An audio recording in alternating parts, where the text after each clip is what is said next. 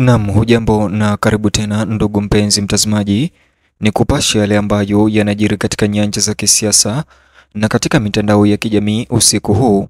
Habari mbaya zimefichuliwa kwa chama cha Chadema na wale wote wanaopinga ushindi wa Samia Suluhu Hassan. Ushahidi sasa wafichua jinsi Samia Suluhu Hassan alivyoshinda uchaguzi huo wa urais kwa haki na sehemu alipotoa 97% ya kura zake.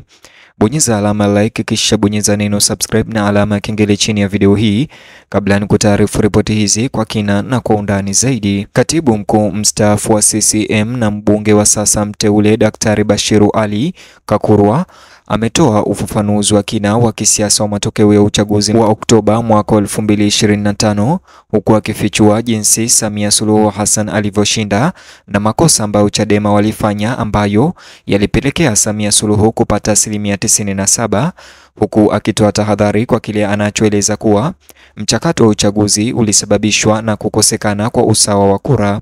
Akizungumza wakati wa mahojiano ya televisheni, alibainisha kuwa baadhi ya matokeo makuu, hasa ushindi wa kishindo wa Rais Samia Suluhu Hassan, hayawezi kueleweka bila kukiri kutokuwepo kwa vyama muhimu vya upinzani kwenye kinyang'anyiro hicho. Kulingana naye, kukosekana ama kususiwa kwa uchaguzi na Chadema kulisababisha Samia Suluhu Hassan kupata kura nyingi ambazo zilifikia asilimia hiyo 97.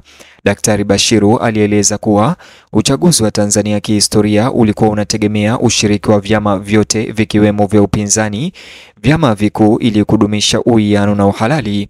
Alisitiza kuwa uamuzi wa hivi punde wa Chadema kujiondoa kwenye kampeni na kuwahimiza wafuasi wake kutopiga kura ulibadilisha sana eneo la uchaguzi tarehe 29 Oktoba. Kulingana naye, kususia huku kwa uchaguzi kwa Chadema kulichangia kwa kiasi kikubwa ushindi wa 97% wa Rais Samia Suluhu Hassan na CCM, takwimu alizozitaja kuwa zisizo za kawaida kwa viwango vya kihistoria. Kulingana naye, Daktari Bashiru Ali Kakurwa, wanachama wengi wa Chadema walisusia kuja kupiga kura na hivyo wanachama wote wa CCM walitokea kupiga kura, na hii ikapelekea Samia Suluhu kupata 97% au 98% ya kura zote zilizopigwa. Aliongeza kuwa wakati CCM ikiendesha kampeni kubwa na iliyojipanga vyema ikitumia mikakati ya kisiasa, jumbe mashinani na kuomba wapiga kura kwa misingi ya kisera, kukosekana kwa mpinzani wake mkubwa kama Chadema kuliondoa hundi na shinikizo zinazojitokeza katika mashindano ya kitaifa na hivyo kupelekea Samia Suluhu kushinda. Alibainisha kuwa kujitoa kwa Chadema kulizua ombwe la kisiasa ambalo CCM ilitumia mtaji, lakini akasisitiza kuwa matokeo hayo yasitafsiriwe kuwa ni kupungua kwa hitaji la ushiriki wa vyama vingi. Katika kueleza zaidi athari za kususia uchaguzi huo, Daktari Bashiru Ali Kakurwa alisema kuwa ushindi huo mkubwa wa Rais Samia Suluhu Hassan na CCM ni lazima uonekane sio tu kama matokeo ya siasa za CCM bali pia matokeo ya moja kwa moja ya Chadema kujiondoa kwenye uwanja wa uchaguzi. Aliwataka wananchi kuelewa kwamba wakati CCM inaungwa mkono kwa mapana ya kitaifa, mienendo ya demokrasia inahitaji ushirikishwaji wa pande zote mbili kwa matokeo ili kuakisi ushindani na maridhiano. Alisisitiza kwamba ushindi wa 97% wa Samia Suluhu unapaswa kuwa somo la kitaifa kuhusu umuhimu wa ushirikiano wa kidemokrasia na umuhimu wa kupiga kura. Alisema uchaguzi unakuwa na maana pale tu washikadau wote wanapojitoa katika mchakato huo, hata pale inapotokea kutoelewana. Daktari Bashiru alitahadharisha kuwa kususia, ingawa ni ishara ya kisiasa, kuna mwelekeo wa kuleta matokeo yenye mielekeo ambayo yanaweza kuibua mijadala kuhusu uwakilishi na uhalali.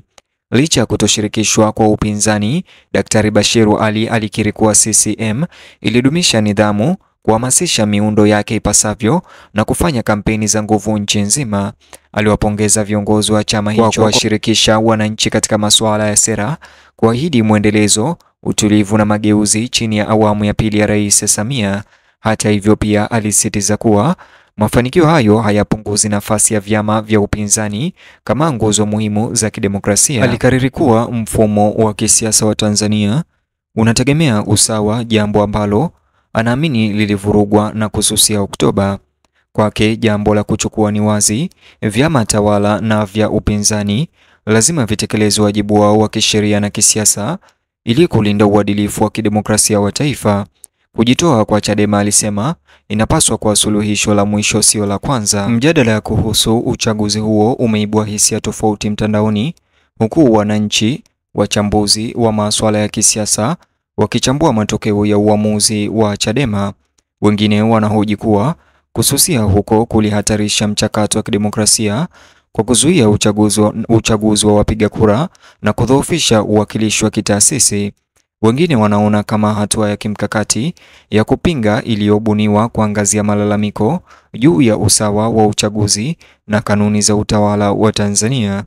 Wachambuzi wa masuala ya kisiasa wamebaini kuwa Chadema katika miaka hivi karibuni imekuwa na mkao wa kukabiliana na CCM zaidi, kikishutumu chama tawala kwa kudhibiti michakato ya uchaguzi na taasisi za serikali. Mivutano ya siku za nyuma ikiwa ni pamoja na mizozo ya kuenguliwa kwa wagombea, kukamatwa kwa viongozi wa upinzani wakati wa mikutano ya hadhara na kutoelewana kuhusu mageuzi iliunda sehemu nyongeza ya kususia Oktoba. Waangalizi wa mambo wanasema masuala haya yenye mizizi mirefu yanaendelea kuathiri mazingira ya kisiasa nchini. Wakati huo huo, wafuasi wa viongozi wa CCM wanashikilia kuwa chama hicho kilifuata kanuni zote na kilifanya kampeni halali na ya uwazi. Wanasema kuwa kukataa kwa Chadema kushiriki katika uchaguzi huo kunaonyesha mkakati wa ndani badala ya shuruti ya kutoka nje, na hivyo ilipelekea urahisi wa kushinda kwa Samia Suluhu. Daktari Bashiru amesisitiza ya kwamba Samia Suluhu alishinda uchaguzi huo kwa haki na huru, na pia ameweza kufuata demokrasia ya Tanzania. Baada ya Chadema kujitoa katika uchaguzi huo, ilipelekea Samia Suluhu kushinda kwa 97%, kwani asilimia kubwa waliopiga kura walikuwa wana CCM. Daktari Bashiru amewahimiza wananchi kuwa na mtazamo mpana zaidi, akiwakumbusha kuwa ushindi, kususia na migogoro yote ni sehemu ya mwelekeo wa kisiasa wa Tanzania unaoendelea. Alitoa wito kwa vyama vyote vikiwemo vilivyosusia uchaguzi kama Chadema kutafakari wajibu wao wa kitaasisi. Kulingana naye, mustakabali wa demokrasia ya Tanzania unategemea uchumba dhabiti na sio kujitoa kwa muda. Mwishoni, aliwataka wahusika wa kisiasa kutanguliza uwiano wa kitaifa wakati nchi inaposonga mbele, akionya kwamba kuendelea kwa ubaguzi kunaweza kudhoofisha maendeleo yaliyopatikana katika miongo ya hivi karibuni. Alisisitiza kwamba uhalali wa uchaguzi na taasisi za kidemokrasia lazima zilindwe kupitia ushirikishwaji, uwazi na kuheshimu majukumu ya kikatiba. Wakiangalia mbeleni, waangalizi sasa wanasema mazungumzo yaliyochochewa na uchaguzi wa mwaka 2025 yataunda mikakati ya kisiasa kwa miaka mingi ijayo. Kwa sasa chama tawala kinakabiliwa na changamoto mbili za kutawala kwa mamlaka makubwa, huku pia kikishughulikia wasiwasi wa upinzani uliotengwa lakini wenye ushawishi mkubwa. Mtazamaji, ni juze maoni yako upande wa comment section kulingana na madai haya ya Daktari Bashiru Ali. Vile like video hii kisha subscribe, alafu bonyeza box hicho kwenye screen yako kwa taarifa zaidi.